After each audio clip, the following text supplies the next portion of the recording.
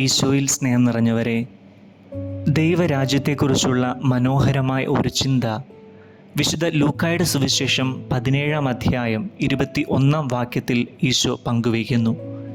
ദൈവരാജ്യം നിങ്ങളുടെ ഉള്ളിലാണ്. ദൈവത്തിൻ്റെ ഭരണം നമ്മുടെ ഹൃദയത്തിൽ ആരംഭിക്കുന്നു എന്നാണ് ഇതിനർത്ഥം. നമ്മുടെ ജീവിത രീതി, ചിന്ത, പ്രവൃത്തി എന്നിവയെ രൂപപ്പെടുത്തുന്ന ആന്തരിക പരിവർത്തനമാണിത്.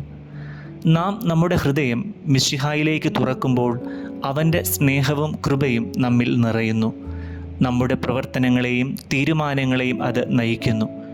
വിദ്വേഷത്തേക്കാൾ സ്നേഹവും നീരസത്തിന് പകരം ക്ഷമയും സ്വാർത്ഥതയേക്കാൾ സേവനവും തിരഞ്ഞെടുക്കുവാൻ നാം പ്രാപ്തരാകുന്നു.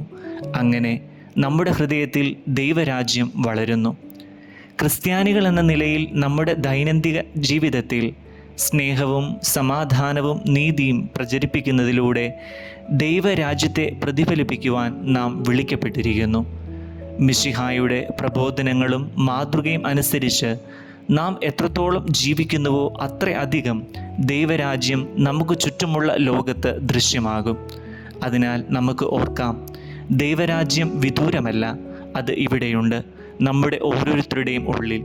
ദൈവം രാജാവായി ഭരണം നടത്തുന്ന നമ്മുടെ ജീവിതത്തിൽ. ആമേൻ.